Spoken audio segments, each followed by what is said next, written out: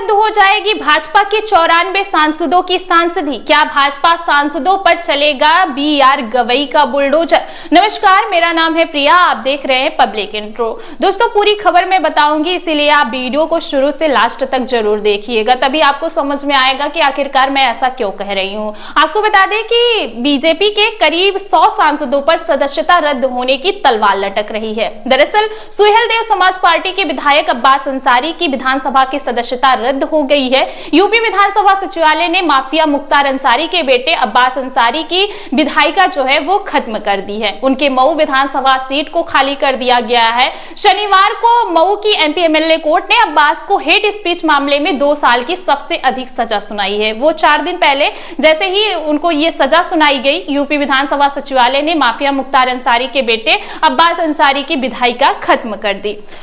उनके मऊ विधानसभा सीट को भी खाली कर दिया गया है। आपको बता दें कि अगर सोमवार को अब्बास जो है हाईकोर्ट में अपील दाखिल कर देता या सजा पर स्टे लगा देता तो शायद जो है सीट रिक्त नहीं की जाती। इसीलिए सरकार ने छुट्टी के दिन ही शनिवार को आदेश जारी किया और अब्बास अंसारी के पास मौका कम बचे, इसीलिए रविवार को ही उन्होंने विधानसभा को खुलवाया और परमिशन ग्रांट करवा ली। यह सब कुछ दोस्तों आनंद फानंद में हुआ। यह सब कुछ इतनी जल्दबाजी में हुआ कि अब्बास को मौका ही नहीं मिला। सब कुछ हेट स्पीच देने के चलते ये हुआ है। तो आपको बता दें कि जिस तरीके से न्यायपालिका अपना काम कर रही है, उसको देखते हुए ये लग रहा है कि जिन 94 बीजेपी सांसदों पर सदस्यता खत्म होने की तलवार लटक रही है, उनकी सदस्यता 1-2 महीने के भीतर रद्द हो जाएगी, यानी कि कभी भी जा सकती है।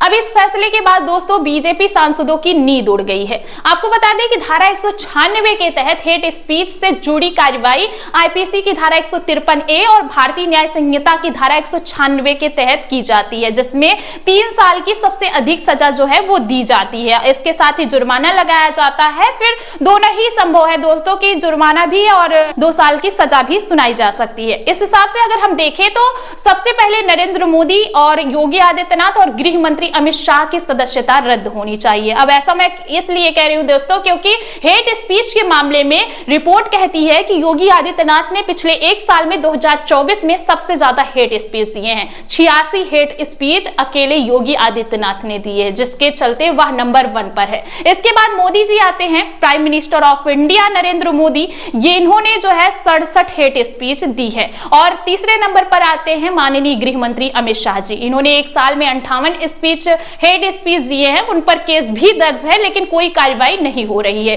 अब आते हैं 94 भाजपाई सांसदों जिन पर सदस्यता खत्म होने की तलवार लटक रही है, जिसे लेकर हमने आपको शुरू से ही बताया है कि किस तरीके से सुप्रीम कोर्ट का बुलडोजर इन पर चलने वाला है। उनकी सदस्यता रद्द होने वाली है। दोस्तों, ADR की रिपोर्ट जो निकलकर सामने आई है, जिसके अनुसार इस साल जीतने वाले दोस्तों 51 उम्मीदवारों में से 170 उम्मीदवारों पर रेप, हत्या का प्रयास यानी कि मर्डर अटेम्प्ट टू मर्डर, अपहरण, महिलाओं के खिलाफ अपराध और गंभीर आपराधिक मामले दर्ज हैं। दोस्तों, 51 उम्मीदवारों में से 170 उम्मीदवार ऐसे हैं जिन पर गंभीर मामले दर्ज है, यानी कि लगभग 31% ऐसे लोग हैं, सांसद हैं जिन पे गंभीर मामले दर्ज हैं। दोस्तों, अगर विश्लेषण से पता करें तो आपको बता दें कि 2019 में 29% सांसदों पर मामले दर्ज थे, गंभीर मामले करीब 169 उम्मीदवारों पर। वहीं 2014 में 112 उम्मीदवारों पर लगभग 21%।